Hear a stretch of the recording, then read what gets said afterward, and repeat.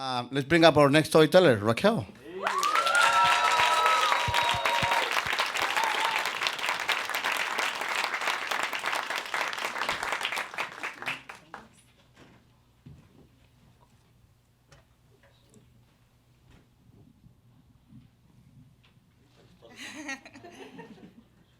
It's the heels. It's the heels. I want to start off by saying thank you to my family and friends for being here. It's such a special night. And I haven't been on the stage for a long time, so bear with me. I'm going to be reading and kind of going off script a little bit. So I'm one of those rare people that crossed the border illegally 3 times, all before the age of 18. I crossed it 3 times, and each time I crossed it, I left behind a little piece of myself. Flailing on a branch, floating on the Rio Grande, smeared on a bus window. The first time I crossed, I was 6, and I was pulled by my mom's hand across an open field towards the promised land, also known as LA. The second time, I was 10 and sat atop a black raft pulled by a brown, skinny kid who needed to sniff glue to get the courage to cross and get into the icy river. And at 17, I crossed the border for a last time. And this is that story. Because we were broke, my mom would not pay over $3,000 to get a coyote to cross me. So my clever mom convinced my Texan aunt to cross me up to the Juarez El Paso checkpoint in her minivan. So it all started innocently enough. She picked me up from the from the Juarez bus stop. I got in the back seat, joined my cousins in the back seat, sat in the middle, and because I was tired from the 30-hour bus ride from my hometown in Guerrero to Juarez, I dozed off. I slept until my aunt shook me awake and said, "Lista?"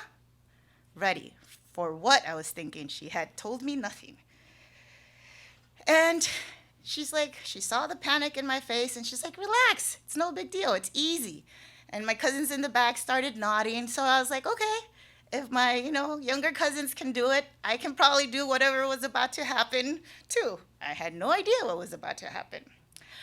So I just sat back, they were all just relaxing, and my aunt rolls back the window. She rolls it down, and then all of a sudden, a mechanical arm comes into the window. And on the arm, it's just this, metal arm. And on this arm is like a TV type of thing. It's a camera. The camera stops right in front of me. My cousins are next to me, on either side of me. And then they all scream, "American citizen!" And I just joined in without missing a beat. I just yelled it with them, "American citizen!" I was not an American citizen. And then that was it. The officer waved us through, and I was home. The end. Just kidding. I still had to get from El Paso to Chicago, because that's where my family is, obviously. I lived in Chicago since I was 6. It's home. So then we are on the bus stop. She's dropping me off to take the Greyhound bus, leaving from El Paso, going to Chicago. It's like almost a 2-day bus ride back in the day, whatever year that was, when I was 17, a long time ago. And so, I'm excited. I prepared for the bus ride. I had my Walkman, I had my notebooks, I had arranged all the CDs that I planned to listen to starting with Natalie Imbruglia's Torn. I am dating myself now, so, Natalie Imbruglia's Torn, followed by Shakira's masterpiece, Pies Descalzos, and then ending with The Miseducation of Lauryn Hill. 3 CDs, all in that order. I was so excited. I was going to listen. I was going to spend the whole ride listening, writing. I was done. That was until my aunt handed me a piece of paper. She hands me this piece of paper, and she says, "Try and memorize this while you wait for the bus." And I start reading the paper, and my mouth fills with saliva, and my stomach starts to clench because I realize that this piece of paper is a copy of her daughter's birth certificate. Her daughter, who happens to be 10 years older than me. And she must have seen the panic in my face because she's like, "Don't worry, it's just in case you need it." At the San Antonio checkpoint. She says it with a smile as if the idea that a 17-year-old crossing a checkpoint with a copy of her cousin's birth certificate was not a big deal. I needed safety, so I put on my Old Navy hoodie, you know, the kind that said Old Navy in the front. And I stick my Walkman in there, and I stick the piece of paper in there, and I'm like, I guess that's what I'm doing. So by the time the bus reaches the San Antonio checkpoint, I had already listened to all my CDs. I had slept, I had cried, I had slept again, and then cried some more. And then I was finally ready, as the bus was pulling into the checkpoint, to just start my listening all over. I was composed, I was ready. I was like, okay, let's just listen to this, get through it. Fine, it'll be fine. But before I could press play, the bus doors open. Immigration officer comes up the steps of the bus. She starts going down the aisle, leans over one seat, and all I hear is rustling, shifting.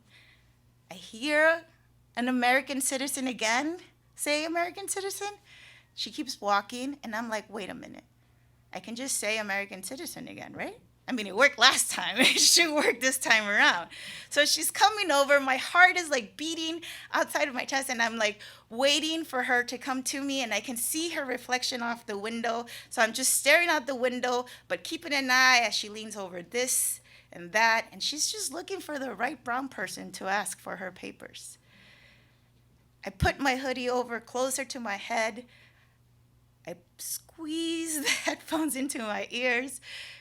And then she's there, leaning over me. Not Natalie, but the immigration officer. And so I had already pressed play, and Natalie Imbruglia is singing in my ear, "Torn, it's already late, I'm already torn." And the officer is looking at me, and I'm looking at her, and I take off my headphones, and before she could say anything, still listening to Natalie Imbruglia saying, "You're already late, I'm late and broken and on the floor." I say, before the officer can even ask me, I say, "American citizen." And we stare off for a second. My heart, Natalie, all waiting. And she keeps walking. And I made it to Chicago a day and a half later. But the two brown men that she cuffed and dragged out of the bus didn't reach their destination. We all think that crossing the border is like a singular event that happens in your life. But it isn't. It's actually a clear point, a clear demarcation where who you were and who you'll become get altered forever. There are last year in 2021, over 600 people died crossing the US-Mexican border. This story is for them. Thank you.